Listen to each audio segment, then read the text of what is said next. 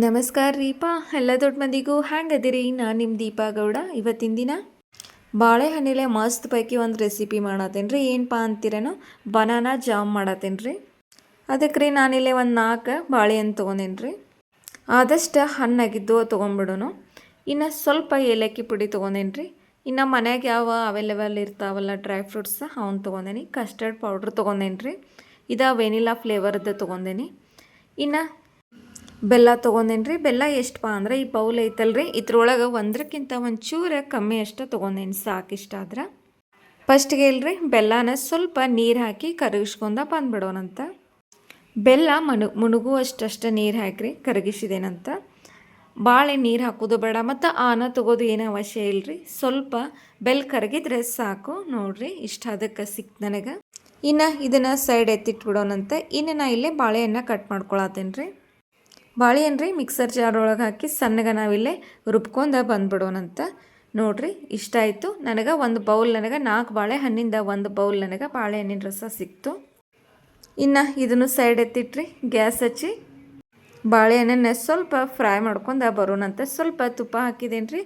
ಅದ್ರ ಒಳಗೆ ನಾವು ರುಬ್ಕೊಂಬಂದಿದ್ದೀವಲ್ಲ ಒಂದು ಕಟೋರಿ ನನಗೆ ಬನಾನಾ ಪೇಸ್ಟ್, ಅದನ್ನು ಸೇರ್ಸಾತೇನೆ ರೀ. ತುಪ್ಪದೊಳಗೆ ರೀ ಈ ಬನಾನಾ ಎಲ್ಲ ಮಿಕ್ಸ್ ಆಗಲ್ರಿ. ಎಷ್ಟು ಸಾಧ್ಯಕತ್ತಲ್ಲ ಅಷ್ಟು ಕೈ ಬಿಡ್ಲಾರ್ದಂಗೆ ಎಲ್ಲನೂ ಹೊಳ್ಸಾಡ್ಬಿಡೋಣಂತ. ಅಂದ್ರೆ ರೀ ನನಗಿಲ್ಲೇ 1 ಕಪ್ ಬನಾನಾ ಪೇಸ್ಟ್ಗೆ ನಾನು 3/4 ಕಪ್ ಅಷ್ಟು ಬೆಲ್ಲ ತೊಗೊಂಡೇನಿ. ಅಷ್ಟು ಆದ್ರೆ ನನಗೆ ಅಳತೆಗೆ ಕರೆಕ್ಟಾಗಿ ಆಗಿಬಿಡ್ತೈತಿ. ಭಾಳ ಬೆಲ್ಲ ಆದರೂ ಸರಿ ಅನಿಸೋದಿಲ್ಲ. ನೋಡಿರಿ ಕರಗಿಸ್ಕೊಂಬಂದಿಲ್ಲ ಮುಂಚೆನ ಬೆಲ್ಲ ರೀ. ಆ ನೀರೇ ನಾನು ಇಲ್ಲಿ ಸೋಸ್ಕೊಳತ್ತನಂತ. ಇಲ್ಲಿ ನೋಡಿರಿ ಬೆಲ್ಲದ ನೀರೊಳಗೆ ರೀ ಈ ಬನಾನಾ ಎಲ್ಲನೂ ಕೈ ಬಿಡ್ಲಾರ್ದಂಗೆ ಅಷ್ಟೂ ಮಿಕ್ಸ್ ಮಾಡ್ಕೊಂಬಿಡೋಣಂತ್ರಿ. ಇದನ್ನು ರೀ ಆರಾಮಾಗಿ 10 ರಿಂದ 15 ದಿನ ನೀವು ಆರಾಮಾಗಿ ಇಟ್ಕೊಂಡು ತಿನ್ಬೋದು. ಮತ್ತು ಬ್ರೆಡ್ ಜೊತೆ ತಿನ್ನಿರಿ, ಚಪಾತಿ ಜೊತೆ ತಿನ್ನಿರಿ, ಎಲ್ಲದಕ್ಕೂ ಹೊಂತತ್ರಿ.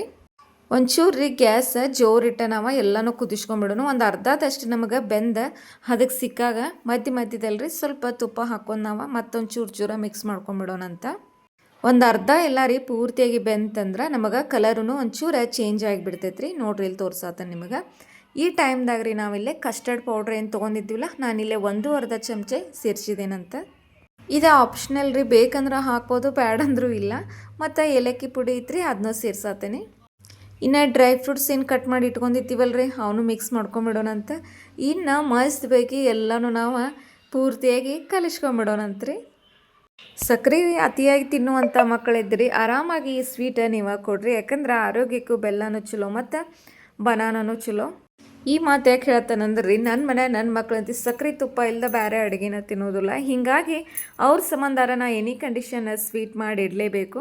ಅದೇ ಪ್ರಕಾರ ಇವತ್ತು ಬೆಲ್ಲ ಹಾಕಿ ಮಾಡಿಟ್ರೆ ಚಪಾತಿ ಜೊತೆನೂ ನಡಿತೈತಿ, ಬ್ರೆಡ್ ಜೊತೆ ನಡಿತೈತಿ ರೀ. ಮತ್ತು ಈ ಟೈಮ್ದಾಗ ರೀ ನೀವು ಸಣ್ಣ ರವೆ ಏನಾರ ಹುರಿದ ಹಾಕಿದ್ರೆ ಇದು ಶಿರಾ ಟೈಪು ಆಕತಿ, ಬನಾನಾ ಶಿರಾ ಅಂತ ಕೂಡ ಆಕತ್ರಿ. ತುಪ್ಪ ಹಚ್ಚಿ ಪೂರ್ತಿಯಾಗಿ ಹುರಿದು ಹಾಕಿದ್ರಿ ಬರೋಬ್ಬರಿ ಅಳತಿ ಸಿಕ್ಬಿಡ್ತೈತ್ರಿ. ನಾನು ರೀ ಇಲ್ಲೇ ಜಾಮ್ ಮಾಡೋದ್ರಿಂದ ಏನು ಮಿಕ್ಸ್ ಮಾಡತ್ತಿಲ್ಲ. ನೋಡಿರಿ ಮಧ್ಯದಲ್ಲಿ ಸ್ವಲ್ಪ ತುಪ್ಪ ಹಾಕೋದ್ರಿಂದ ಈ ರೀತಿ ತಳ ಬಿಡಾತತಿ. ಇಷ್ಟಾದ್ರೆ ಇದ್ರ ಕೆಲಸ ಆದಂಗೆ ನೋಡಿರಿ. ಇನ್ನು ಇದನ್ನು ಪೂರ್ತಿಯಾಗಿ ತನಗಾಗ ಕೈ ಇಟ್ಬಿಡೋಣಂತ. ಇದನ್ನು ಇನ್ನೊಂಚೂರು ಗಟ್ಟಿಯಾಗಿ ನೀವು ಮಾಡ್ಕೊಂಡ್ರು ರೀ ಪೂರ್ತಿ ಮುದ್ದೆ ಥರ ಬರಬೇಕು. ಆವಾಗ ಅದು ಹಲ್ವಾ ಥರನೂ ಆಕೈತಿ.